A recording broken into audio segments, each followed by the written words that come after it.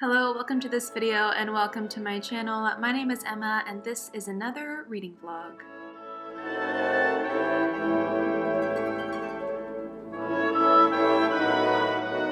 What is up, bestie? So I want to let you know what I am. There's so many sirens. The train went by when I was filming my video. It's crazy. So, hi. I want to let you know what I am reading right now. Today is Wednesday, December 1st. I just filmed my December TBR. I'll be uploading that tomorrow, but I want to let you know what I'm finishing up right now. So first of all, I am listening to The Turn of the Key by, I almost said Anne Rule, by Ruth Ware. Definitely not an Anne Rule book. So I am listening to The Turn of the Key by Ruth Ware, which is about, it basically opens with a young woman writing a letter to a lawyer saying, "Please represent me. I promise I didn't kill that kid." And then it goes from there. So that's all I'm gonna say about the specific plot points, but it's really great. I am only like 9% in. I'm hooked. I love Ruth Ware. I read One by One a couple months ago and it was fantastic. It was amazing. That would be the perfect book for the winter time, but The Turn of the Key is very exciting so far. And I think I know where the turn of the key like phrase comes from, but I'm not sure. Tonight I'm going to listen to The Turn of the Key while I make dinner, and then I'm going to sit down and read my physical book and edit some. I'll probably listen to The Turn of the Key also while I edit, but I want to read some more of A Declaration of the Rights of Magicians. I said in my video, which is totally true, that I have been reading this book for I think a year at this point. It's just like every time I pick it up, I just don't finish it. And I really like it. I just don't know what the problem is. So I am determined now to finish this book. This is basically all the politics of Revolutionary era North America and Europe, but add some magic. I really like the magic system in this because, I'm gonna put it down, because it's kind of inherited magic. It's also kind of like bloodline magic. You're either born with it or you aren't. There's no learning. You're born with it or you aren't, or you develop it later on or you don't. You can also sell your soul for the chance to do magic. Wouldn't recommend that. Has already gone badly for somebody in the book. The royalty and nobles are allowed to freely use their magic with no constraints on them, but commoners who have magic or like lower class people are severely punished for using magic. And so that's a big part of the revolution, is not only like abolition, not freeing slaves, but stopping the slave trade. Because at that point in history, it wasn't about freeing slaves. It was about ending the slave trade. Ending a slave trade, freeing commoners to do their magic. They call it free magic. Like capital F, capital M, it's free magic. All that regular stuff, just sprinkle in some magical rights, and that's this book. All of the people in this book were real life people. It's like William Pitt, William Wilberforce, Robespierre, all those guys. All the guys that you learn about in AP US history. No, sorry. AP European history. So there's that. I'm really enjoying it, but I am ready to be done with it because, like I said, I have been reading this book for like a year and I'm really excited about the other books that I have. I'm gonna go check my YouTube subscriptions and get to listening to not Anne Rice, not Anne Rule, Ruth Ware. Thank you. Good night.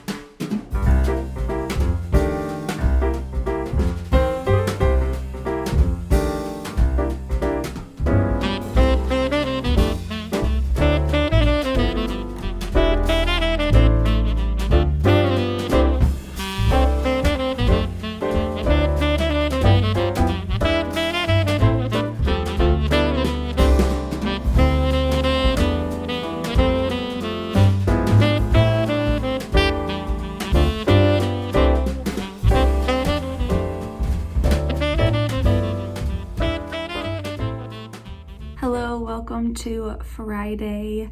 I am working, a working girl, and I just wanted to update about the reading that I did last night.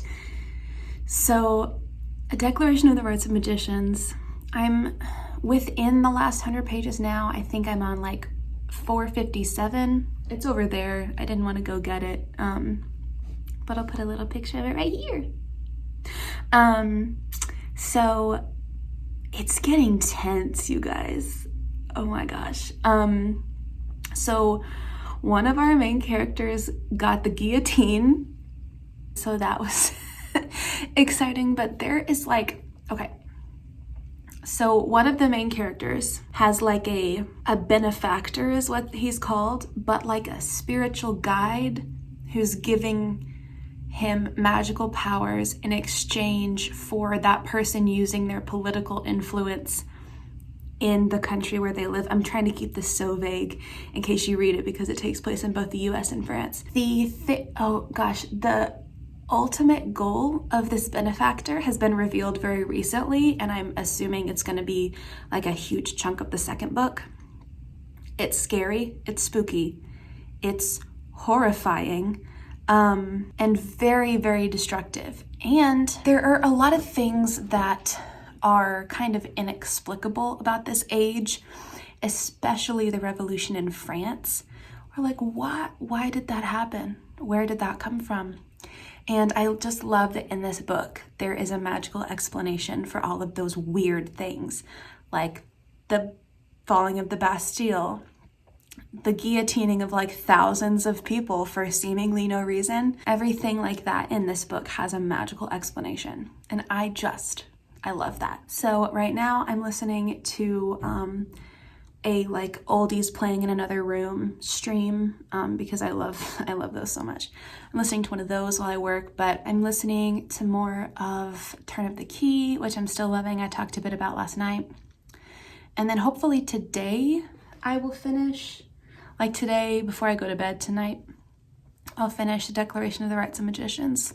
That'll be a huge accomplishment since I've literally been reading it for a year. I may be getting my Christmas tree tonight. I may just be going tomorrow. It depends on when I am released from the office, but I am so excited. One thing I've been thinking about with the Turn of the Key is that Ruth Ware uses an immense amount of technology in her writing, and writing thrillers and mysteries, that's gotta be, it's really difficult because, you know, you can't, like in an 80s horror movie, you can run off into the woods and you don't have a cell phone and no one knows where you are, right? But she has a really clever way of using technology against the characters and using it as part of the fear factor rather than using it as a way out or kind of a savior in the scary situations. So I just wanted to put that out there. It's the same with One by One by Ruth Ware, because in One by One, the whole cast of characters are connected in some way to a tech company. And then in Turn of the Key, the main character, under circumstances that I won't mention, is living in a smart house. And she's new to this smart house, and it's like crazy insane. So I just wanted to put that out there. I'm obsessed with Ruth Ware, and I want to read everything she's written.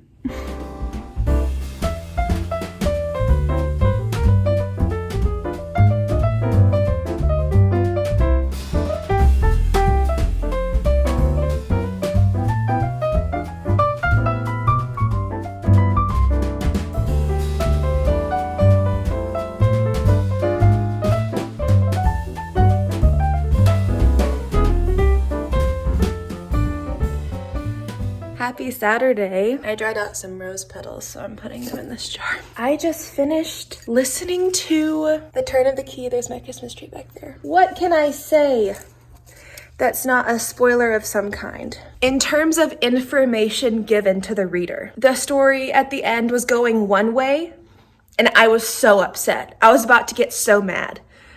But then it went another way. For a second, I thought that my suspicions were vindicated. They were not. And then there were other suspicions that I thought maybe, and those ended up being true. 10 out of 10 stellar plot twist. I had no idea. I get really good at guessing plot twists and mysteries, and I literally had no idea. I had like one set of suspicions for like the entire book, and then towards the end I had a different suspicion. The entire book set of suspicions ended up being not true, and the suspicions I had at the end ended up being true. Like, yes, but not in that way. Okay. I don't know if I can express the genius of this book, because she takes, so like there are a couple of people who you're like, okay, well, it would make sense if it was them, and then just totally like exonerates them. Like how I said yes, but not in that way. Like the people I expected, the people I suspected, but I had no idea like how or why. Ruth Ware cleans up after herself so well with her mysteries. She doesn't leave a single thread out for you to be like, I think I know who it is, and it's page 50. Ruth Ware, you will never see this, but I love you.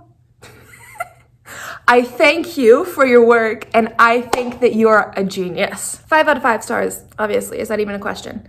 Today, we are making homemade Christmas tree decorations. I'm gonna do like popcorn and cranberry strings, and then garlands of dried orange slices. Those are in the oven right now. And then tonight I am babysitting some kiddos. So maybe after they go to bed, I don't know what time they go to bed because they're 4 and 9. But maybe after they go to bed, I'll read some. Yeah, I think that's it. So I'll talk to you later. Bye! Hello, I finally finished A Declaration of the Rights of Magicians by H.G. Parry. I just read the last like 50 pages a few minutes ago, and honestly, this is no knock to the book, but I am so glad to be done. I'm so glad to be done. It took me forever to read this, as we all know. So this is the kind of historical fiction that I like. So I like a distinctive period that I'm really interested in, as well as magic. This is the kind of historical fiction, historical fantasy fiction that I like. I did find it to be difficult to read at times because in some ways it does read like a textbook. So you have the personalities of the big players like William Wilberforce, William Pitt, Maximilian Robespierre, all those guys. You have their personalities kind of being revealed and shown off, but it's like every single little thing that happened in the British Parliament, in the French Revolution, all those little details were thoroughly explored and discussed multiple times by the characters. And I found the addition, the magical part, to be the most interesting. And in particular, the magic that wasn't really connected to the history directly. So personally, I would say that Shadow of Night by Deborah Harkness does it better. That is the second book in the Discovery of Witches series, the second book where they go back into Elizabethan England and all that good stuff. I think that does it better, but it's also very different because that's those characters transplanted in time rather than this, which is a magical retelling of history. So I really did enjoy this, but it did feel like history class, so I'm gonna have to think about whether I want to read the second book or not. Yeah, I'm not really sure what to give this. Maybe 3.5, which is still a good rating. Like, it is a high quality book. I just don't know if it was fully for me. It was just so detailed in a way that like made it difficult sometimes. It's like every really positive thing about this book for me also has a negative side to it. Like everything that was really interesting made it hard to read, or everything that was really cool wasn't used a lot. Every aspect of this book kind of has a positive and a negative for me. I think too, if I knew more details about the history that this book covers, then I would probably not struggle as much as I did. There's something about this that was a little inaccessible to me.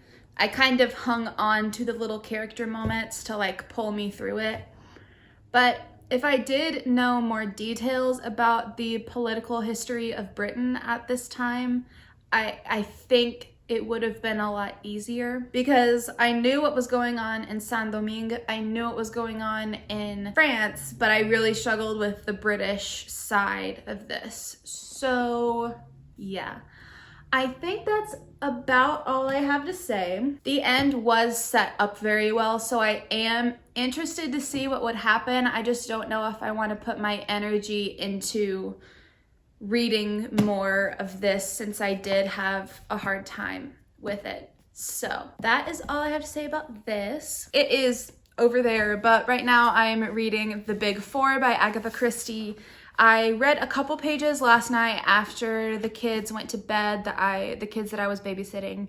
After they went to bed, I read a couple pages, but I didn't get a ton into it, so because I was also trying to stay on alert if anyone needed my assistance. Today I have done some house maintenance. I painted my nails. I painted my toenails, which I haven't done in a very long time, and right now I'm just listening to old My Favorite Murder episodes. I may include some b-roll from here to the end of the video of my activities tonight. I'm planning on making my dinner and then sitting down maybe with some decaf coffee because I just have been loving coffee some extra recently.